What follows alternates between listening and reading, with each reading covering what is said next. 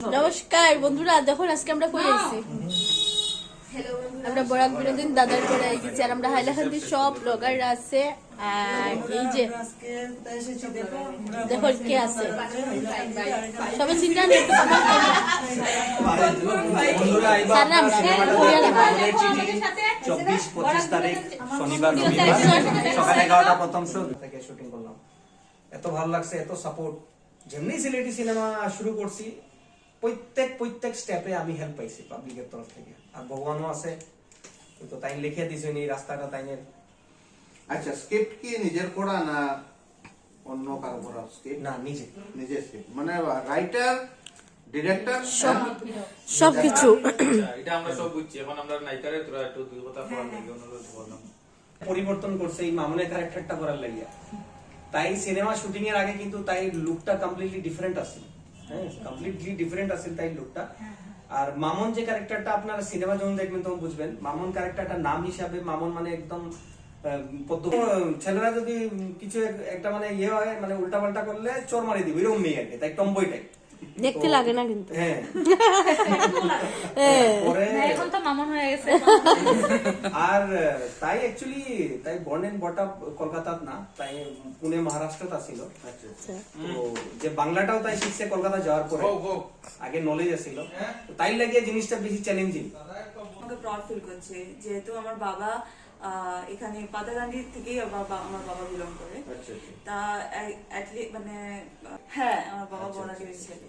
তাই আমার বাবা আমার কোনোদিনও এরকম ইমাজিনেশন করেনি। বাবা আমার ভাবতো কি আমি আর্মি ব্যাকগ্রাউন্ড ফ্যামিলি, তাই আমি বিভিন্ন জায়গাতে আমার ট্রান্সফার হয়েছে। আমার বাবার সাথে ফ্যামিলি আমার ট্রান্সফার, তাই জন্য আমি মানে এক মিটিতে মাটিতে আমি জড়িত হতে পারিনি। আমি বিভিন্ন জায়গাতে করেছি।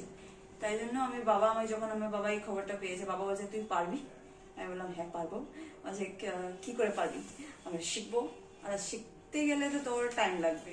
আপনার শিখতে গেলে টাইম লাগবে না বাবা, আমার যেহেতু ইন্টারেস্ট আছে, যেখানে ইন্টারেস্ট যেখানে থাকে আমি ভাবি না যে কি ওইখানে তোমার টাইম লাগবে। ওইখানে আপনার মানে ইন্টারেস্টটা সবসময় জিনিসটা ওটা মানে খিরা প্রথম শোটা খুব ইম্পর্টেন্ট। প্রথম রবীন্দ্র ভবনে 11টা থেকে 12টার ভিতরে স্টার্ট হইব। তো আপনারা বিশিষ্ট অতিথি, প্রথম শো আপনারা প্লিজ আপনারা ইয়ে করবেন, মানে অ্যাটেন্ড করবেন প্রথম শোটা।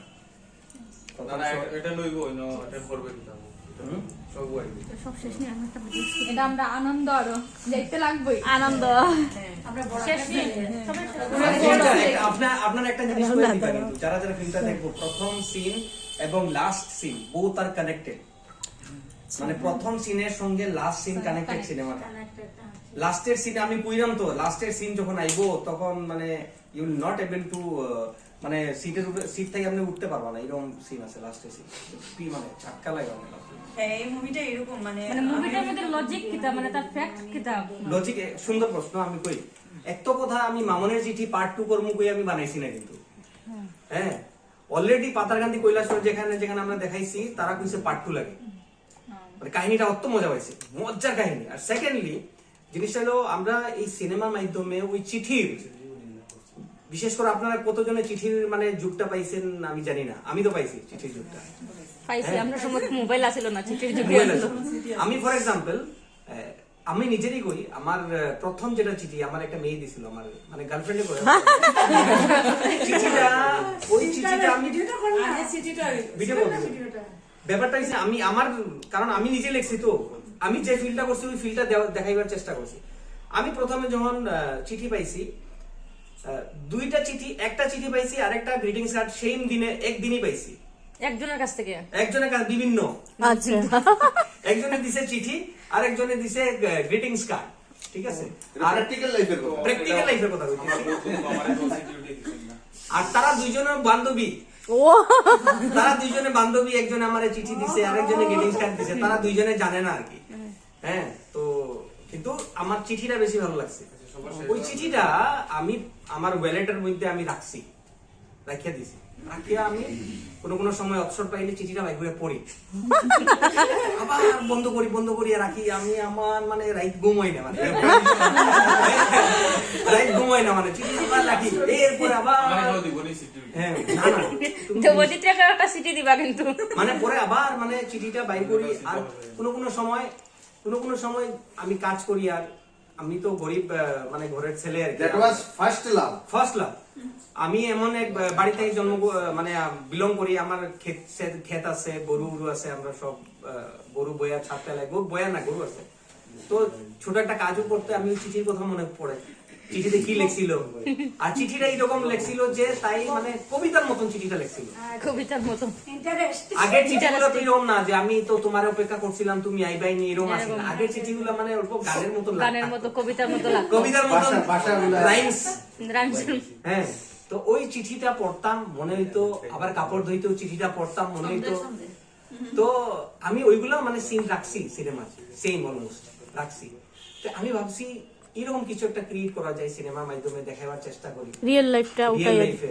আর আমরা দেখেন তো যখন হোয়াটসঅ্যাপ আইছে, আমরা একজনের যে দূরত্বটা সরে গেল, একটা নিজের মধ্যে একটা এনজাইটি থাকে না, একটা মানে কি হয়, একজন মানুষের না দেখলে কি অনুভব হইতে পারে। আপনার ফোনটা যদি আমি সরায় দেই, ফর এক্সাম্পল আপনার হাজবেন্ডের সঙ্গে আপনার কথা হইতেছে না, দেখতে পারতেছেন না, ফোন নাই, 15 দিন বাইরে আছেন, কিরকম অনুভব হইব চিন্তা করেন। 15 দিন পরে যখন আবার দেখতে আসবেন, সবাই কিন্তু ব্লাশ করছে, তখন মানে ফিলটা কিরকম হইব। হ্যাঁ, তো সিনেমার মাধ্যমে আমরা ওই জিনিসটা দেখানোর চেষ্টা করছি। তো আগে চিন্তা করেন তো, একজনে আপনার কমিটমেন্ট দিছে, আমি ওই 2টার সময় একটা কাজ করিস, তোমরা স্কুলের ওইদিকে যে বড়ি গাছ আছে, যে বড়ি গাছ আমি 2টার সময় আইমু, কিন্তু তুই থাকিস, আমি আইমু। তো আপনি গেলা বড়ি গাছের এখানে গেলা, থাকলা 2:10, 2:30 বাজে, 3টা বাজে, তারপর মনে মানেন না। আমরা সবাই একটা চ্যালেঞ্জ না, এখন মোবাইল আছে, কিন্তু বর্তমানে ধরেন আমার হাতে মোবাইল আছে, কিন্তু তাই সঙ্গে আমি যোগাযোগ করতে পারতেছি না। এটা একটা মোবাইল আছে কিন্তু যোগাযোগ করতে পারতেছি না। মানে এটা ম্যারেজ হয়ে গেছে না হয়েছে? সিনেমাটা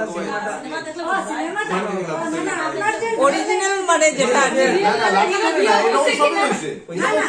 আমি কইতাছি আপনার যে প্রথম সিদ্ধার্থ যে কথাটা কইছে দুই বার সবে রইছে। তারা দুইজন বিয়ে গেছে, বাচ্চাই গেছে। শেষ। তারা ওই ইন্ডাস্ট্রিটা দেখলে তো বুঝবো। ফিল্মের মধ্যে এটা দিছুন নি। বিয়ে হয়ে গেছে এটা না, এটা সেট মানে আপনার লম্বা লাইফ রিয়াল নাই। না না পুরো সাপোর্টের দরকার, অনুরোধ কাউকে করতে চাই না, যেহেতু আমরা প্রচুর মেহনত করেছি এই জিনিসটাকে নিয়ে। তো সবাইকে আমি এটাই জানাবো, ভালোবাসাটা দিতে আসবে, আর দেখলেই বুঝবেন, না দেখলে বুঝবেন না, সেটা আমি সব জায়গায়